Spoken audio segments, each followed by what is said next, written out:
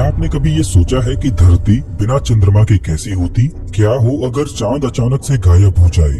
और क्या होता अगर चांद का कभी जन्म ही ना हुआ होता? कल्पना कीजिए, एक रात आपकी अचानक से नींद खुलती है। वो रात भी आपके लिए बिल्कुल वैसी ही है जैसी पहले थी, लेकिन आज कुछ अजीब है। आज की रात में कुछ अधूरा है। आप खिड़की से बाहर झांकते हैं और आपकी आंखें कुछ ढूंढती हैं, पर वो वहाँ नहीं है। आसमान में चमकता वो गोल चेहरा जो हर रात चुपचाप आपका साथ देता था, वो गायब है। आप रुककर सोचते हैं कि क्या बदल गया। तारे तो हैं, पर कुछ कमी सी लगती है।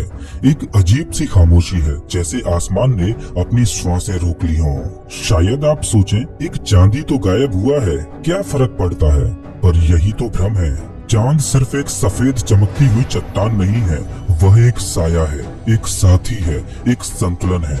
धरती के हर पल में उसकी मौजूदगी है, उसके ज्वार भाटों में, उसके मौसमों में, उसकी धुरी की स्थिरता में और हमारे अस्तित्व में भी।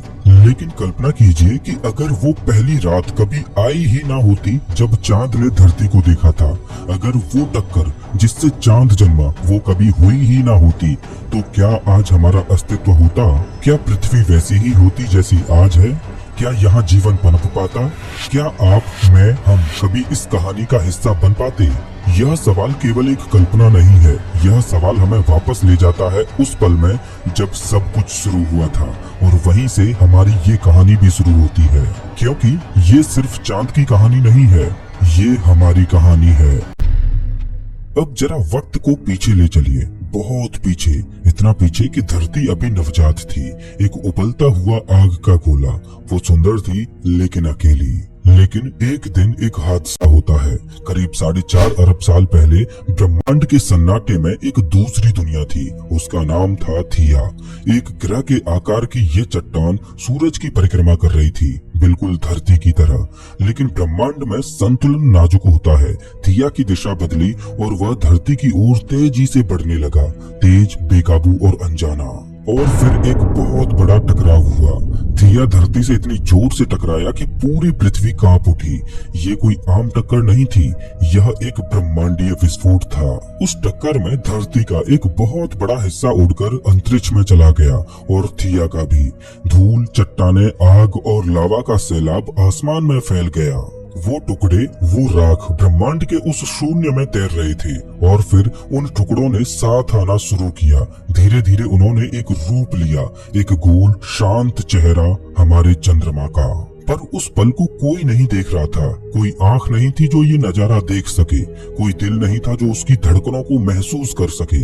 लेकिन फिर भी उस पल में एक रिश्ता बना, धरती और चांद के बीच एक बंधन जो सिर्फ गुरुत्वाकर्षण का नहीं था, बल्कि संतुलन, समर्थन और साथ का था। आप सोच सकते हैं कि एक हादसा जिसने सब कुछ छीन भी लिया और सब कुछ बना भी दिया।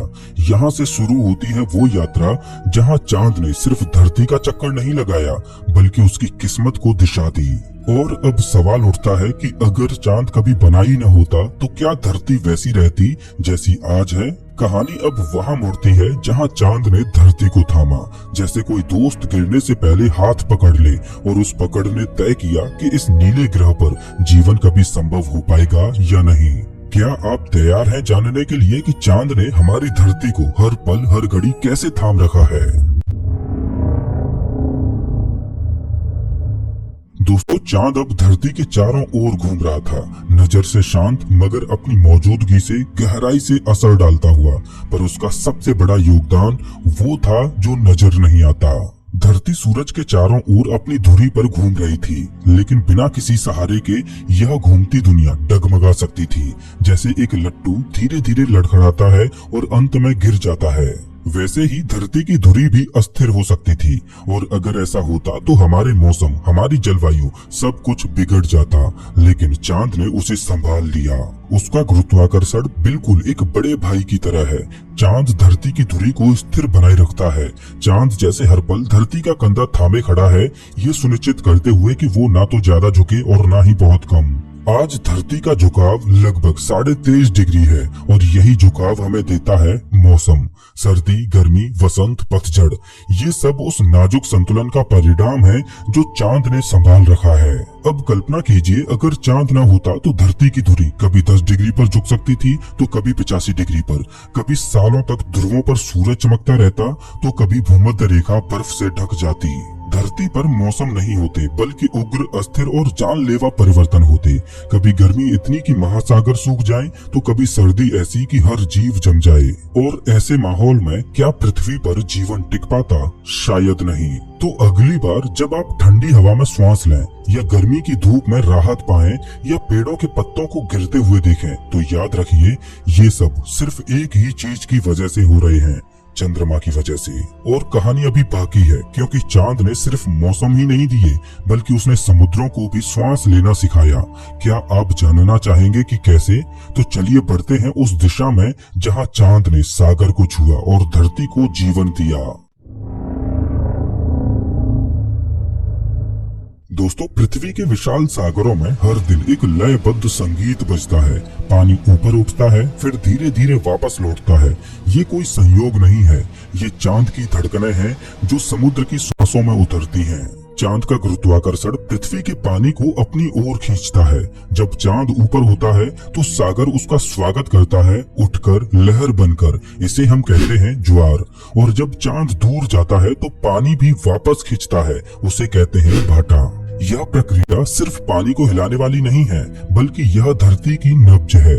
सागर की लय, तटों की श्वास और समुद्री जीवन की दिनचर्या सब इसमें बंधे हैं। लेकिन अब सोचिए, अगर चांद न होता तो समुद्र शांत नहीं होते, वो सुन्न हो जाते, उनकी लय टूट जाती, जैसे कोई दिल धड़कना भूल जाए।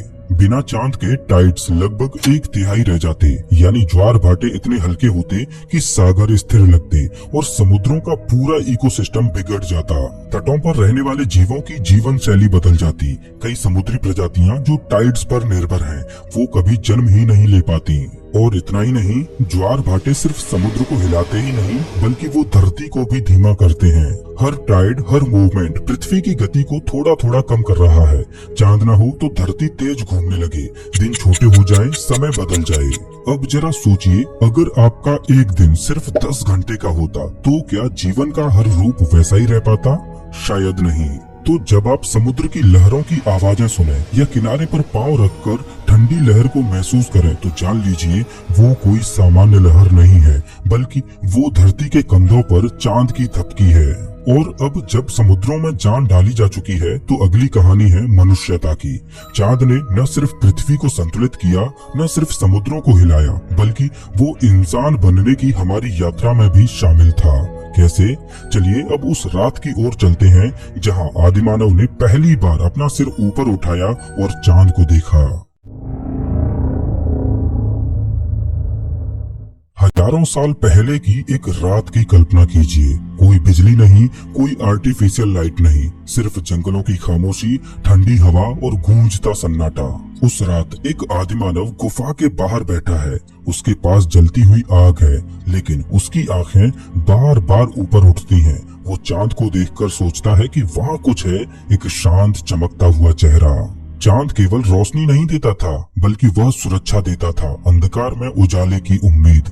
जब सूरज डूब जाता था तो दुनिया डरावनी लगने लगती। शिकारियों की सरसराहट, परछाइयों की चालें, ऐसे में चांद एक प्रहरी बनकर उभरता था। उसकी रोशनी में इंसानों ने देखना सीखा, रास्ते पहचाने, घटनाओं को याद रखा और कहानियां गढ़ी, क्योंकि जहां उजाला होता है वहीं कल्पना जन्म लेती है। अब सोचिए, अगर चांद न होता तो आदि मानव की रातें सिर्फ डर और घुप अंधेरे से भरी होती। वो बाहर निकलने की हिम्मत न करता, न कोई कहानी होती, न कोई खोज। मानव सभ्यता का पहला पन्ना ही शायद कभी लिखा न जाता। चांद की रोशनी ने हमारी सोच को आकार दिया, हमें दिशा दी, हमें यह एहसास दिलाया कि ऊपर कुछ है जो हमसे बड़ा है पर हमारी ओर देख रहा है। किसी छोटे बच्चे की तरह जिसे अंधेरे में माँ की आंखों की तलाश होती है, वैसे ही इंसान ने चांद को देखा।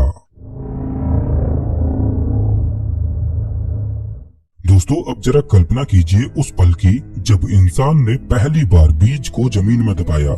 उसके पास न घड़ी थी न कैलेंडर, वो बस देख रहा था आसमान को, सूरज को और सबसे ज्यादा चांद को। चांद के घटने बढ़ने का चक्र एक लय में चलता था। हर चक्र, हर चरण कुछ कहता था। नया चांद, आधा चांद, पूर्णिमा, हर रूप समय का संकेत था। इंसानों ने देखा कि बीज कब बोना है और फसल को कब काटना है, यह चांद के आधार पर समझा जा सकता था। इंसानों ने समय को मापा, दिनों में नहीं रातों में, और यही रातें बन गई लूनर कैलेंडर की नींव। त्योहारों का समय, मौसम की चाल, यहाँ तक कि जनजातियों की यात्राएं सब चांद से जुड़ गए। बिना चांद के समय बस एक बहती नदी होता, जिसमें न किनारा होता न दिशा होती। कृषि जैसी बारीक समझ कभी विकसित ही नहीं होती। इंसानों को ठहरने की वजह ही नहीं मिलती, और शायद हम अब भी खाना बदोश होते, एक जगह से दूसरी जगह भटकते हुए। सोचिए, न गांव होते न शहर, न सभ्यता होती न संस्कृति। धरती पर कोई घर नहीं बन पाता, क्योंकि कोई मौसम निश्चित ही नहीं होता। आपके भोजन की थाली में जो दाल, चावल और रोटी है, उसके पीछे एक पुराना रिश्ता है, धरती, बीज और चंद्रमा का। और अगर चांद न होता तो शायद मानव कभी कृषक नहीं बन पाता, और बिना किसान के कोई समाज नहीं पनप पाता। पर अब एक और सवाल सामने आता है कि अगर चांद न होता और अचानक एक दिन गायब हो जाए, तो धरती पर क्या होगा? दोस्तों, अब चलिए उस अकल्पनीय कल्पना की ओर, जहां आज की पृथ्वी से चांद अचानक गायब हो जाता है। क्या आप तैयार हैं उस झटके के लिए? समय 0 मिनट। आप सुबह उठते हैं, शायद अलार्म बजा हो या चिड़ियों की आवाज सुनाई दी हो। सब कुछ सामान्य लगता है, पर जब आप खिड़की से आसमान की ओर देखते हैं तो वहाँ कुछ नहीं होता। वह गोल शांत चांदनी बिखेरता हुआ चांद, जो हर रात उसी जगह रहता था, अब आसमान से पूरी तरह लापता है। कोई विस्फोट नहीं, कोई प्रकाश नहीं, कोई चेतावनी नहीं, बस शून्यता। आसमान पहले जैसा ही दिखता है, पर वो एक टुकड़ा जो हमेशा वहाँ होता था, अब गायब है। लेकिन यह कैसे हो सकता है? दोस्तों, वैज्ञानिक दृष्टिकोण से इतनी विशाल वस्तु का बिना किसी ऊर्जा विस्फोट के और बिना तरंग छोड़े गायब हो जाना असंभव है। लेकिन अगर हम ये मान लें कि यह प्राकृतिक नियमों से परे की घटना है, जैसे कि किसी अलौकिक या अज्ञात अंतरिक्षीय घटना के कारण, जैसे कि एक वर्म होल खुल गया हो और चांद उसमें समा गया हो, या किसी सुपर एडवांस एलियन टेक्नोलॉजी द्वारा क्षण भर में गायब कर दिया गया हो, या यूनिवर्स के नियमों में कोई उथल पुथल हो गई हो जिससे चांद का अस्तित्व अचानक मिट गया हो बिना किसी स्पेस मलबे के। कारण चाहे जो भी हो, इस समय आम जनता को कोई फर्क महसूस नहीं होता। केवल कुछ खगोल प्रेमी या वैज्ञानिक ही यह देखकर चौंकते हैं कि लूनर ट्रैकर डेड हो चुका है। कोई चेतावनी नहीं, कोई स्पष्टीकरण नहीं, पर एक बात साफ होती है, कुछ बहुत गड़बड़ है और यह गहराई तक असर करने वाला है। चांद के गायब होने के 30 मिनट बाद अब तक सूरज पूरी तरह से उग चुका है। लोग अपने अपने कामों में व्यस्त हो चुके हैं, लेकिन दुनिया की वे जगह जहां खगोलिकी और नेविगेशन पर शोध होता है, वहां एक खामोश हड़कंप शुरू हो चुका है। नासा, इसरो और दूसरी स्पेस एजेंसियों की स्क्रीनें जो हर पल चांद की स्थिति और गति को रिकॉर्ड करती रहती थीं, अब वहां खाली ग्रिड्स दिखाई दे रही हैं। लाइव लूनर मॉनिटरिंग स्टेशन जो चांद की कक्षा, वेग, स्थिति और प्रभाव को ट्रैक करते थे, अब वो नो सिग्नल दिखा रहे हैं। सैटेलाइट्स जिनकी टाइमिंग, नेविगेशन और कनेक्टिविटी में चांद की भूमिका थी, वे सूक्ष्म स्तर पर विचलित हो रही हैं। जीपीएस में मामूली लेकिन लगातार होने वाली गड़बड़ी दिखाई देती है। समुद्र में ज्वार की गहराई और समय में पहली बार बदलाव नोट किया जाता है, जो कि समय के अनुसार नहीं बल्कि चांद की अनुपस्थिति के कारण है। वैज्ञानिक चिंतित हैं, लेकिन सार्वजनिक अलार्म अभी नहीं बजाया गया है।